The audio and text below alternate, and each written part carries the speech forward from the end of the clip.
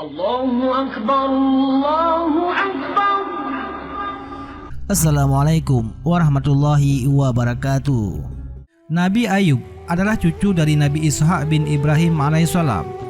Seluruh umat manusia mengenal beliau sebagai sosok seorang Nabi Allah yang memiliki tingkat kesabaran yang paling tinggi dalam menghadapi cobaan dari Allah Subhanahu wa Ta'ala. Kekurangan harta benda, menderita sakit yang berkepanjangan, bahkan kehilangan nyawa anak beliau. Namun itu tidak meruntuhkan benteng keimanan Nabi Ayub alaihissalam, justru sebaliknya.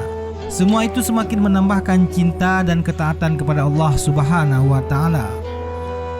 Beliau senantiasa beribadah kepada Allah dalam keadaan suka maupun duka, sehat maupun sakit, dan kaya maupun miskin. Lalu bagaimana kisah selanjutnya? Di negeri tempatnya berpijak, beliau dan keluarganya dikenal sebagai orang yang kaya raya, lagi dermawan. Harta yang melimpah ruah, rumah dan gedung-gedung indah yang dimilikinya, perhiasan emas dan perak, serta tanaman dan hasil bumi yang dihasilkannya tidak menjadikan beliau sombong dan angkuh. Justru beliau dan keluarganya, istri dan anaknya selalu membantu orang-orang fakir yang miskin, anak-anak yatim, dan janda-janda yang tua yang hidupnya serba kekurangan. Oleh karena itu, tidak ada satu orang pun dari penduduk setempat yang meminta bantuan kepada keluarga Nabi Ayub pulang dengan tangan hampa. Tidak heran apabila seluruh orang memuji atas kebaikan dan kedermawan beliau. Sanjungan tersebut tidak hanya datang dari golongan manusia, bahkan para malaikat pun turut memuji amal soleh yang dilakukan Nabi Ayub alaihissalam. Iblis berusaha merayu Nabi Ayub agar meninggalkan perintah Allah, namun hal itu tidak berhasil. Iblis menemui Allah Subhanahu wa Ta'ala dan berkata, "Ya Allah, Ayub itu sebenarnya tidak ikhlas sujud kepadamu. Dia hanya menginginkan nikmat kekayaan dan anak sebagai pewarisnya." Allah ingin membuktikan bahwa Nabi Ayub memang seorang yang beriman, sabar dan tabah dalam menghadapi segala ujian. Kemudian Allah memberikan izin kepada iblis untuk menghasut Ayub agar lalai beribadah. Iblis memusnahkan seluruh harta benda Nabi Ayub. Nabi Ayub pun menjadi bangkrut. Kemudian iblis merobohkan rumah Nabi Ayub. Seluruh anak-anak Nabi Ayub yang berada dalam rumah meninggal. Kemudian iblis menyamar sebagai seorang laki-laki. Iblis itu berkata kepada Nabi Ayub, "Tiada berguna engkau rajin beribadah kepada Allah Subhanahu wa Ta'ala. Yang Maha Kuasa itu pun tidak menyelamatkanmu." Nabi Ayub menjawab, "Wahai iblis, semua yang aku miliki selama ini adalah pinjaman dari Allah Subhanahu wa Ta'ala. Kini sudah tiba saatnya Allah mengambilnya, harta Allah yang berkuasa atas segalanya." Iblis sangat marah.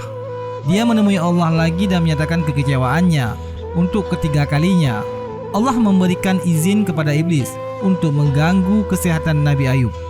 Iblis memasukkan sesuatu penyakit yang tidak ada obatnya ke dalam tubuh Nabi Ayub. Nabi Ayub menahan rasa sakit selama bertahun-tahun. Namun, segala rasa sakit itu tidak menghalangi ibadah Nabi Ayub.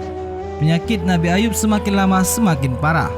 Sekalipun demikian, ia tetap tabah dan menerimanya sebagai cobaan dari Allah Subhanahu wa Ta'ala. Keimanannya kepada Allah tidak berkurang sedikit pun.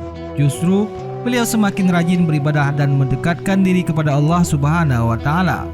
Iblis sangat kecewa dan tidak puas dengan ketabahan Nabi Ayub. Dengan demikian usaha iblis menjadi sia-sia.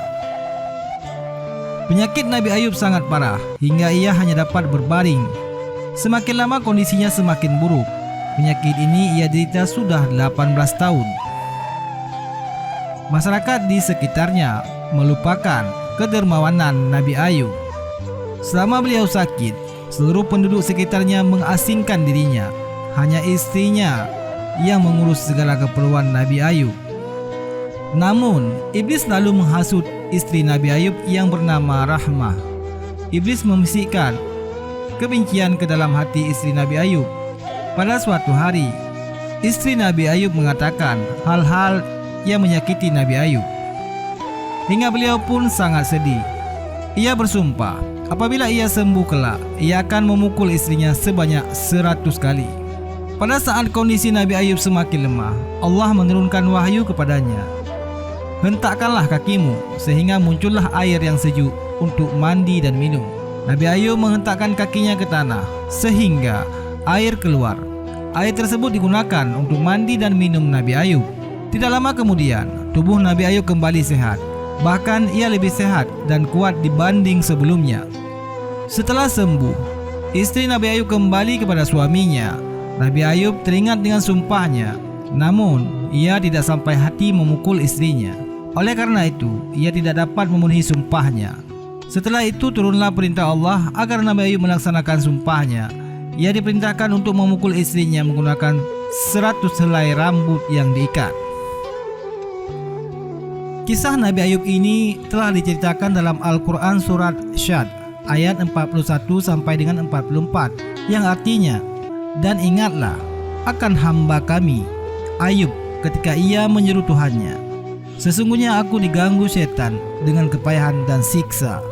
Hantamkanlah kakimu, inilah air yang sejuk untuk mandi dan untuk minum, dan kami anugerahi dia dengan mengumpulkan kembali keluarganya, dan kami tambahkan kepada mereka sebanyak mereka pula sebagai rahmat dari kami dan pelajaran bagi orang-orang yang mempunyai pikiran. Kesabaran Nabi Ayub dapat dijadikan contoh bagi kita. Sebagaimana kita tidak cepat mengeluh pada saat menghadapi kesusahan dan hidup meskipun sebagaimana musibah terus menimpa, Nabi Ayub tetap tabah dan menghadapinya. Wallahu a'lam bishawab.